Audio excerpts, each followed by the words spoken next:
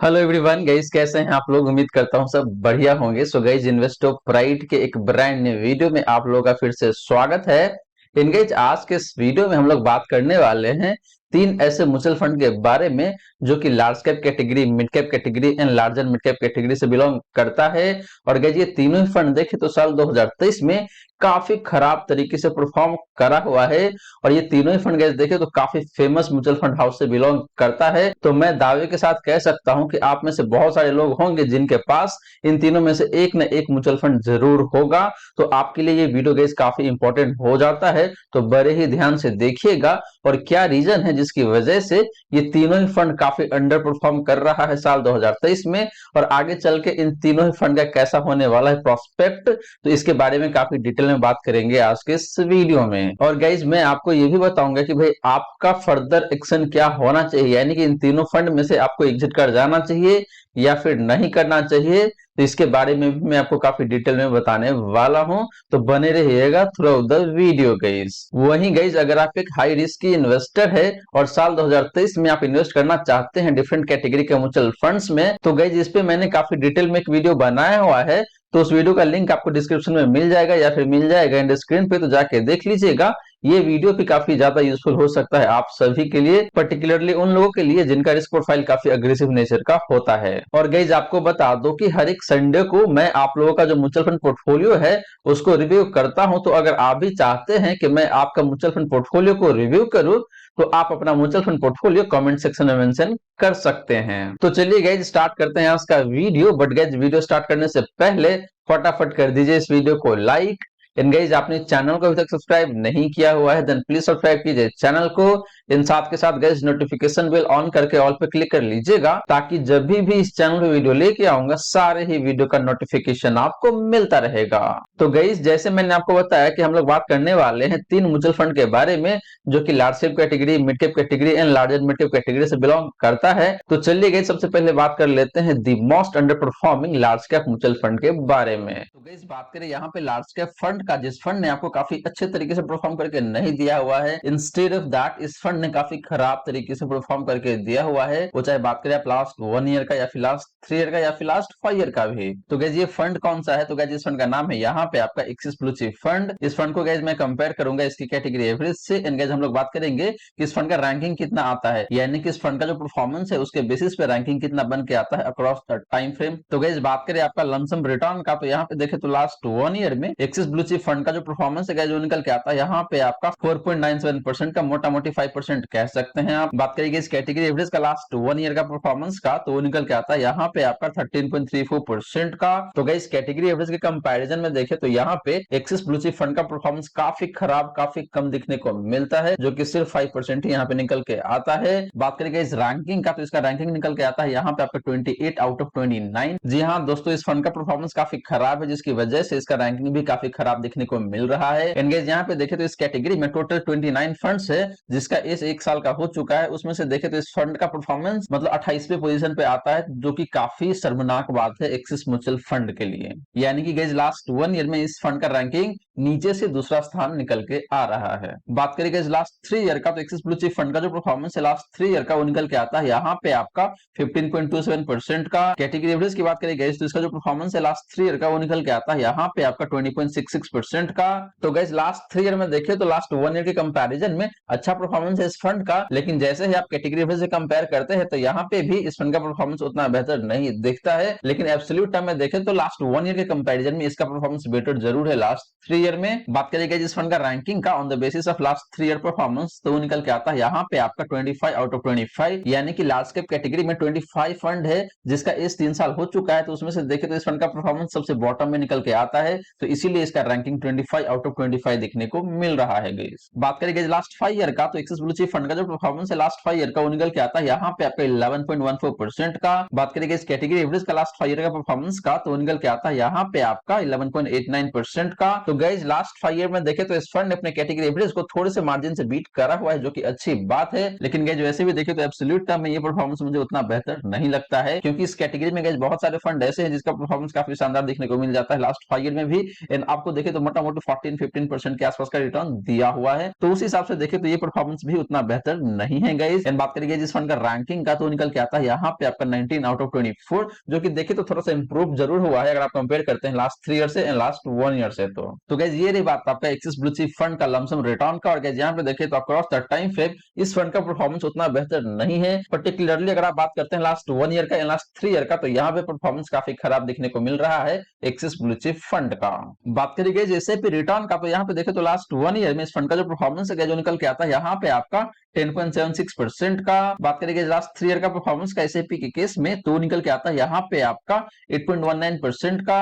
And बात करेंगे last 5 year का परफॉर्मेंस का, तो निकल के आता है यहाँ पे आपका 12.04% का। तो गाइस एसआईपी के केस में भी देखे तो मोर और लेस सिमिलर साइज परफॉर्मेंस देखने को मिल रहा है इस फंड का लास्ट 1 ईयर में। लास्ट 3 ईयर में तो काफी खराब तरीके से परफॉर्म करा हुआ है। एंड लास्ट 5 ईयर में देखे तो इस फंड का परफॉर्मेंस मार्जिनली बेटर दिखने को मिल रहा है अगर आप कंपेयर करते हैं लास्ट 1 ईयर से या फिर लास्ट 3 ईयर से। तो गाइस ये रही बात आपका एक्सिस ब्लू चिप फंड का परफॉर्मेंस का, वो चाहे बात करें आप लमसम रिटर्न का या फिर एसआईपी रिटर्न का। और गाइस यहाँ पे हमने देखा कि भाई किस तरीके से इस फंड का परफॉर्मेंस काफी खराब देखने को मिल रहा है। और गाइस इसके पीछे रीजन क्या है, वो रीजन भी मैं आपको बताऊंगा, लेकिन आगे चल के बताऊंगा कि भाई क्या रीजन है जिसकी वजह से एक्सिस ब्लू चिप फंड का परफॉर्मेंस दिन प्रतिदिन खराब होता जा रहा है। एंड गाइस मोस्ट प्रोबेबली ये फंड उतना बेहतर भी नहीं रहेगा आपके लिए अगर आप इसमें इंटरेस्टेड है इन्वेस्ट करने के लिए। तो गाइस ये तो बात रही आपका लार्ज कैप फंड का। अब चलिए गाइस बात कर लेते हैं आपका मिड कैप कैटेगरी के फंड के बारे में और देखते हैं कि वहां पे कौन सा फंड है जिसका परफॉर्मेंस काफी खराब है, और अगर आपने इन्वेस्ट करा हुआ है तो आपको वहां से जल्द ही एग्जिट कर जाना चाहिए। तो गाइस बात करें आपका मिड कैप फंड का, तो यहाँ पे भी जो फंड मैंने चूज करा हुआ है वो सेमी म्यूचुअल फंड हाउस से बिलोंग करता है और उस फंड का नाम है यहाँ पे आपका एक्सिस मिड कैप फंड। इस फंड को मैं कंपेयर करूंगा इसके कैटेगरी एवरेज से। एंड गाइस हम लोग यहाँ पे इस फंड का रैंकिंग की भी बात करेंगे। तो पहले बात कर लेते हैं यहाँ पे लमसम रिटर्न का, तो लास्ट 1 ईयर में देखे तो इस फंड का जो परफॉर्मेंस है जो निकल के आता है यहाँ पे आपका 15.01% का। बात करेंगे इस कैटेगरी एवरेज का लास्ट 1 ईयर का परफॉर्मेंस का, तो निकल के आता है यहाँ पे आपका 21.65% का। तो गाइस लास्ट 1 ईयर में देखे तो यहाँ पे एक्सिस मिड कैप फंड का परफॉर्मेंस काफी खराब देखने को मिल रहा है अगर आप कंपेयर करते हैं कैटेगरी एवरेज से। तो अगर आप एब्सोल्यूट टर्म में देखते हैं तो मुझे कहीं कोई दिक्कत नहीं लगता है, लेकिन जैसे ही आप कंपैरेटिव टर्म में देखते हैं तो यहाँ पे इस फंड ने अपने कैटेगरी एवरेज को मोटा मोटी 6 से 7% से अंडर परफॉर्म करा हुआ है। बात करें कि जिस फंड का रैंकिंग का on the basis of last 1 year performance, तो निकल के आता है यहाँ पे आपका 25 आउट ऑफ 26। जी हाँ दोस्तों, इस कैटेगरी में देखे तो मोटा मोटी 26 फंड है जिसका एज 1 साल का हो चुका है। तो उस 26 में से देखे तो इस फंड का परफॉर्मेंस के बेसिस पे जो रैंकिंग निकल के आता है, जो निकल के आता है यहाँ पे आपका 25 का, यानी कि बॉटम से देखे तो सेकंड पोजीशन बना के रखा हुआ है एक्सिस मिड कैप फंड ने, जो कि देखे तो किसी भी एंगल से अच्छी बात नहीं है, स्पेशली उन लोगों के लिए जिन्होंने इसमें ऑलरेडी इन्वेस्ट करके रखा हुआ है। बात करेंगे इस लास्ट 3 ईयर का, तो यहाँ पे एक्सिस मिड कैप फंड का जो परफॉर्मेंस है जो निकल के आता है यहाँ पे आपका 25.55% का। बात करेंगे इस लास्ट 3 ईयर का, तो यहाँ पे एक्सिस मिड कैप फंड का जो परफॉर्मेंस है जो निकल के आता है यहाँ पे आपका 25.55% का। बात करेंगे इस कैटेगरी एवरेज का लास्ट 3 ईयर का परफॉर्मेंस का, तो निकल के आता है यहाँ पे आपका 30.92% का। तो guys similar to last 1 year, last 3 year में भी देखे तो इस फंड ने अपने कैटेगरी एवरेज को अंडर परफॉर्म करा हुआ है मोटा मोटी 6 से 7% से, जो कि देखे गाइस तो कहीं ना कहीं अच्छी बात नहीं है इस फंड का। लेकिन अगर आप एब्सोल्यूट टर्म में देखते हैं तो लास्ट 1 ईयर के कंपैरिजन में इस फंड ने जरूर अच्छा परफॉर्म करा हुआ है लास्ट 3 ईयर में। वही बात करेंगे जिस फंड का रैंकिंग का on the basis of last 3 year performance, तो निकल के आता है यहाँ पे आपका 21 आउट ऑफ 24, जो कि देखे तो इंप्रूव्ड जरूर है लास्ट 1 ईयर के कंपैरिजन में। बात करेंगे लास्ट 5 ईयर का, तो यहाँ पे एक्सिस मिड कैप फंड का जो परफॉर्मेंस है जो निकल के आता है यहाँ पे आपका 17.02% का। बात करेंगे इस कैटेगरी एवरेज का लास्ट 5 ईयर का परफॉर्मेंस का, तो निकल के आता है यहाँ पे आपका 17.08% का। तो गाइस लास्ट 5 ईयर में देखे तो इस फंड का परफॉर्मेंस अपना जो कैटेगरी एवरेज है उसके आसपास में देखने को मिल रहा है, हालांकि मार्जिनली कम जरूर देखने को मिल रहा है, लेकिन ऑलमोस्ट सिमिलर सा कह सकते हैं आप। तो लास्ट 5 ईयर में देखे तो परफॉर्मेंस काफी रिजनेबल है, खराब परफॉर्मेंस नहीं है इस फंड का। लेकिन जैसे ही आप बात करते हैं लास्ट 1 ईयर का या फिर लास्ट 3 ईयर का, तो यहाँ पे परफॉर्मेंस जरूर खराब देखने को मिल रहा है। एंड बात करेंगे जिस फंड का रैंकिंग का on the basis of last 5 year performance, तो निकल के आता है यहाँ पे आपका 13 आउट ऑफ 22, जो कि काफी इंप्रूव्ड दिखने को मिल रहा है। तो गाइस ये रही बात आपका एक्सिस मिड कैप फंड का लमसम रिटर्न का। और गाइस यहाँ पे देखे तो इस फंड का performance across the time frame बहुत बढ़िया नहीं है, हालांकि लास्ट 5 ईयर में इस फंड का परफॉर्मेंस काफी इंप्रूव्ड दिखने को मिल रहा है। लेकिन जैसे ही आप बात करते हैं लास्ट 3 ईयर का या फिर लास्ट 1 ईयर का, तो यहाँ पे परफॉर्मेंस काफी काफी खराब दिखने को मिल रहा है इस फंड का। सिमिलरली बात करेंगे यहाँ पे आपका एसआईपी रिटर्न का, तो यहाँ पे देखे तो लास्ट 1 ईयर में इस फंड का जो परफॉर्मेंस है जो निकल के आता है यहाँ पे आपका 29.26% का। बात करेंगे लास्ट 3 ईयर का परफॉर्मेंस का, तो निकल के आता है यहाँ पे आपका 18.61% का। एंड बात करेंगे लास्ट 5 ईयर का परफॉर्मेंस का, तो निकल के आता है यहाँ पे आपका 21.28% का। तो गाइस एक्सिस में का फंड का परफॉर्मेंस एसआईपी के केस में काफी इंप्रूव दिखने को मिल रहा है अगर आप कंपेयर करते हैं लमसम रिटर्न से। तो हालांकि ये भी रिटर्न गाइस देखिए तो अपनी कैटेगरी एवरेज से बहुत बेहतर नहीं है, तो अंडर परफॉर्मेंस तो जरूर दिखने को मिल रहा है दोनों ही केस में, लेकिन कंपैरेटिवली देखें तो एसआईपी के केस में इस फंड ने बेटर परफॉर्म करा हुआ है। तो गाइस ये रही बात आपका एक्सिस मिड का फंड का लमसम रिटर्न का, एनएसएपी रिटर्न का। और गाइस यहाँ पे देखें तो परफॉर्मेंस खराब जरूर है, बेहतर परफॉर्मेंस तो नहीं है, लेकिन एसआईपी के केस में देखें तो जैसे मैंने आपको बताया कि परफॉर्मेंस थोड़ा सा सुधार हुआ है, इंप्रूव जरूर हुआ है इस फंड का, लेकिन अपनी कैटेगरी में देखें तो सबसे बेस्ट फंड बिल्कुल भी नहीं है। तो अगर आप जानना चाहते हैं कि भाई ये फंड क्यों अंडर परफॉर्म कर रहा है अपनी कैटेगरी में, इसका रीजन आपको आगे चल के पता चलने वाला है आज के इसी ही वीडियो में गाइस। तो गाइस ये रही बात आपका under performing mid cap fund का। अब चलिए गाइस बात कर लेते हैं आपका large and mid cap fund का। बट गाइस वीडियो में आगे बढ़ने से पहले आप लोगों से रिक्वेस्ट है, प्लीज वीडियो को लाइक करके अप्रिशिएट जरूर करें। एंड आपने चैनल को सब्सक्राइब नहीं किया हुआ है देन प्लीज सब्सक्राइब कीजिए चैनल को। एंड साथ के साथ गाइस नोटिफिकेशन बेल ऑन करके ऑल पे क्लिक कर लीजिएगा, ताकि जब भी इस तरीके का वीडियो लेके आऊंगा सारे ही वीडियो का नोटिफिकेशन आपको मिलता रहेगा। एंड गाइस आप में से काफी लोगों को पता है कि भाई मैं हर एक संडे को आपका जो म्यूचुअल फंड पोर्टफोलियो है उसको रिव्यू करता हूं। तो अगर आप भी चाहते हैं कि मैं आपका म्यूचुअल फंड पोर्टफोलियो को रिव्यू करूं, तो आप अपना mutual fund portfolio comment section में मेंशन कर सकते हैं। तो चलिए गाइस बात कर लेते हैं large and mid cap fund के बारे में। तो गाइस बात करें large and mid cap fund का, तो जो फंड मैंने चूज करा हुआ है यहाँ पे ये भी आपका एक्सिस म्यूचुअल फंड से बिलोंग कर जाता है, और उस फंड का नाम है यहाँ पे आपका एक्सिस ग्रोथ अपॉर्चुनिटी फंड। इस फंड को गाइस मैं कंपेयर करूंगा इसके कैटेगरी एवरेज से। एंड गाइस यहाँ पे हम लोग इस फंड का रैंकिंग की भी बात करने वाले हैं। तो गाइस पहले बात कर लेते हैं आपका लमसम रिटर्न का। तो यहाँ पे देखें तो लास्ट 1 ईयर में एक्सिस ग्रोथ अपॉर्चुनिटी फंड का जो रिटर्न है जो निकल के आता है यहाँ पे आपका 13.43% का। बात करेंगे इस कैटेगरी एवरेज का लास्ट 1 ईयर का परफॉर्मेंस का, तो निकल के आता है यहाँ पे आपका 17.98% का, ऑलमोस्ट 18% कह सकते हैं आप। तो गाइस लास्ट 1 ईयर में देखें तो यहाँ पे एक्सिस ग्रोथ अपॉर्चुनिटी फंड ने अपने कैटेगरी एवरेज को काफी अच्छे खासे मार्जिन से अंडर परफॉर्म करा हुआ है, जो कि किसी भी एंगल से देखे तो अच्छी बात नहीं है इसके इन्वेस्टर के लिए। बात करेंगे इस फंड का रैंकिंग का on the basis of last 1 year performance, तो निकल के आता है यहाँ पे आपका 22 आउट ऑफ 26। तो गाइस ये भी देखे तो बहुत अच्छा नहीं है, लेकिन बाकी के जो दो फंड था उससे बेटर जरूर दिखने को मिल रहा है, क्योंकि इसका पोजीशन देखे तो 22nd आ रहा है आउट ऑफ 26 गाइस। बात करेंगे लास्ट 3 ईयर का, तो यहाँ पे एक्सिस ग्रोथ अपॉर्चुनिटी फंड का जो परफॉर्मेंस है जो निकल के आता है यहाँ पे आपका 24.59% का। बात करेंगे इस कैटेगरी का लास्ट 3 ईयर का परफॉर्मेंस का, तो निकल के आता है यहाँ पे आपका 26.12% का। तो गाइस लास्ट 3 ईयर में देखिए तो अगेन इस फंड का अंडर परफॉर्मेंस कंटिन्यूड दिखने को मिल रहा है। हालांकि इस फंड का परफॉर्मेंस एंड कैटेगरी का जो परफॉर्मेंस है इसके बीच में डिफरेंस बहुत कम दिखने को मिल रहा है, मोटा मोटी 2 से 2.5% का डिफरेंस दिखने को मिल रहा है, लेकिन डिफरेंस जरूर है, अंडर परफॉर्मेंस जरूर दिखने को मिल रहा है गाइस। बात करें गाइस इस फंड का रैंकिंग का on the basis of last 3 year performance, तो निकल के आता है यहाँ पे आपका 16 आउट ऑफ 25, जो कि देखे तो काफी इंप्रूव्ड दिखने को मिल रहा है। गाइस आपके नॉलेज के लिए बता दूं कि एक्सिस ग्रोथ अपॉर्चुनिटी फंड 5 साल पुराना फंड है ही नहीं, तो यहाँ पे अपने पास कोई डेटा नहीं है, तो इसीलिए यहाँ पे आपको एनए दिखने को मिल जाएगा। तो गाइस ये रही बात आपका एक्सिस ग्रोथ अपॉर्चुनिटी फंड का लमसम रिटर्न का। और गाइस यहाँ पे देखिए तो अक्रॉस द टाइम फ्रेम इस फंड ने अपने कैटेगरी एवरेज को अंडर परफॉर्म जरूर किया हुआ है। हालांकि लास्ट 3 ईयर में इस फंड का परफॉर्मेंस काफी इंप्रूव दिखने को मिल रहा है। वहीं बात करें आपका लास्ट 1 ईयर का, तो यहाँ पे परफॉर्मेंस काफी खराब दिखने को मिल रहा है। सिमिलरली बात करेंगे जिस फंड का एसआईपी रिटर्न का, तो यहाँ पे देखें तो लास्ट 1 ईयर में जो परफॉर्मेंस निकल के आता है जो निकल के आता है यहाँ पे आपका 28.59% का।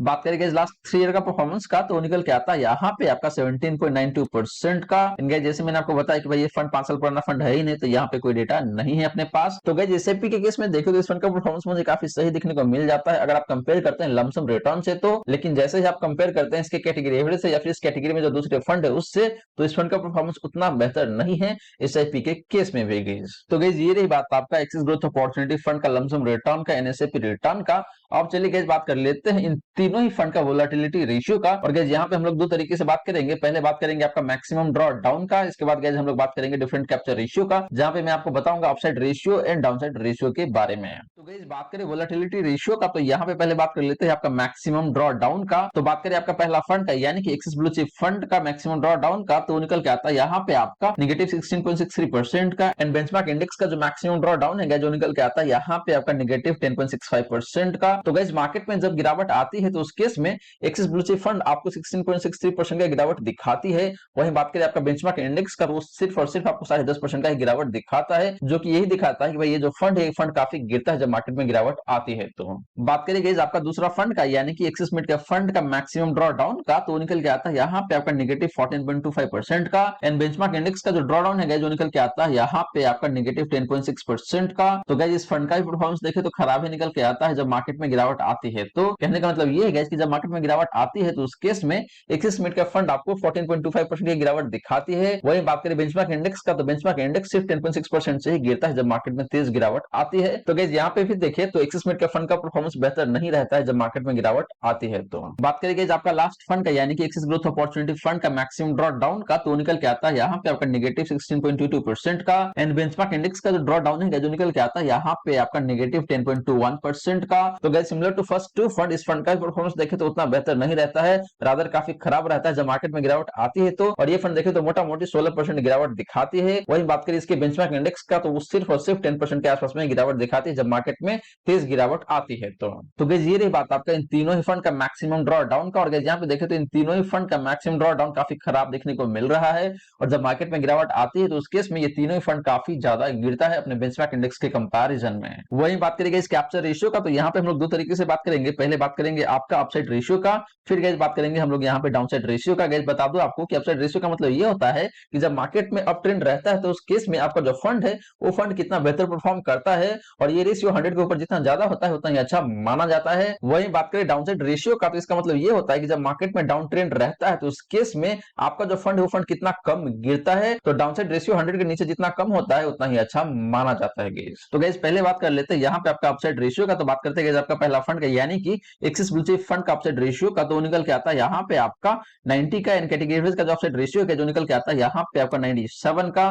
तो गाइस इस फंड का अपसाइड रेशियो देखे तो काफी खराब देखने को मिल रहा है, जो कि 100 से कम तो है ही, लेकिन जो कैटेगरी एवरेज का अपसाइड रेशियो है उससे भी कम देखने को मिल रहा है। इसका मतलब ये है कि जब मार्केट अप ट्रेंड में रहता है तो उस केस में ये फंड उतना बेहतर परफॉर्म नहीं करता है। बात करें गाइस एक्सिस मिड का फंड का अपसाइड रेशियो का, तो निकल के आता है यहाँ पे आपका 86 का। एंड कैटेगरी एवरेज का जो अपसाइड रेशियो है जो निकल के आता है यहाँ पे आपका 96 का। तो guys similar to Axis Blue Chip fund, Axis mid का फंड का भी अपसाइड रेशियो देखे तो काफी खराब ही दिखने को मिल रहा है, जो कि 100 से कम तो है ही, लेकिन जो अपना कैटेगरी एवरेज है उससे भी कम देखने को मिल रहा है। इसका मतलब यही है गाइस कि ये फंड भी जब मार्केट में अप ट्रेंड रहता है तो उस केस में अच्छा परफॉर्म नहीं करता है, जो कि आपको साफ साफ दिख रहा है। जो हमने बात किया था एसआईपी रिटर्न का या फिर लमसम रिटर्न का, तो वहां से आपको साफ साफ पता चल रहा है कि ये फंड उतना अच्छा परफॉर्म नहीं कर रहा है। और गाइस जब भी देखे तो कहीं ना कहीं मार्केट में बुलफेज ही दिखने को मिल रहा है। बात करें गाइस आपका एक्सिस ग्रोथ अपॉर्चुनिटी फंड का अपसाइड रेशियो का, तो निकल के आता है यहाँ पे आपका 106 का। एंड कैटेगरी एवरेज का जो अपसाइड रेशियो है जो निकल के आता है यहाँ पे आपका 99 का। तो guys axis growth opportunity fund काफी सही दिखता है अपसाइड रेशियो के मामले में, यानी कि जब मार्केट में अप ट्रेंड रहता है तो उस केस में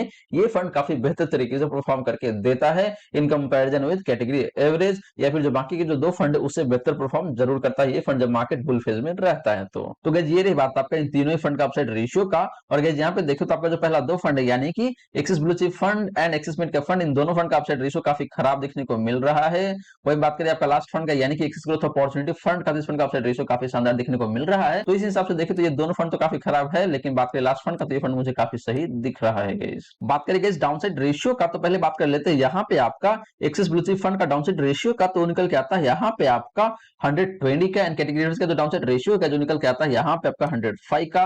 तो गाइस जैसे मैंने आपको बताया था कि भाई डाउनसाइड रेशियो 100 के नीचे जितना कम होता है उतना ही अच्छा माना जाता है, लेकिन यहाँ पे एक्सिस ब्लू चिप फंड का डाउनसाइड रेशियो देखे तो बहुत ही घटिया, बहुत ही खराब देखने को मिल रहा है 120 का। कैटेगरी एवरेज का भी डाउनसाइड रेशियो खराब ही देखने को मिल रहा है, लेकिन इसका कैटेगरी एवरेज का डाउनसाइड रेशियो भी खराब देखने को मिल रहा है, लेकिन एक्सिस ब्लू चिप फंड का डाउनसाइड रेशियो अपने कैटेगरी एवरेज से भी काफी खराब देखने को मिल रहा है। जिसका मतलब ये है कि जब मार्केट में गिरावट आती है तो ये फंड बहुत तेजी से गिरता है, तो यहाँ पे डाउनसाइड प्रोटेक्शन बहुत अच्छा नहीं है गाइस। बात करें गाइस एक्सिस मिड का फंड का डाउनसाइड रेशियो का, तो निकल के आता है यहाँ पे आपका 86 का। इन कैटेगरी एवरेज का जो डाउनसाइड रेशियो है जो निकल के आता है यहाँ पे आपका 89 का। तो गाइस एक्सिस मिड का फंड का डाउनसाइड प्रोटेक्शन मुझे काफी सही देखने को मिल रहा है, क्योंकि इस फंड का डाउनसाइड रेशियो सिर्फ 86 है, जो कि 100 से कम है। इन कैटेगरी का जो डाउनसाइड रेशियो है जो निकल के आता है यहाँ पे आपका 89, जो कि देखिए तो 100 से कम ये भी है, लेकिन एक्सिस मिड का फंड का डाउनसाइड रेशियो बेटर देखने को मिल रहा है। तो गाइस इसका मतलब साफ साफ है कि जब मार्केट में गिरावट आती है तो उस केस में एक्सिस मिड का फंड बहुत ज्यादा नहीं गिरता है,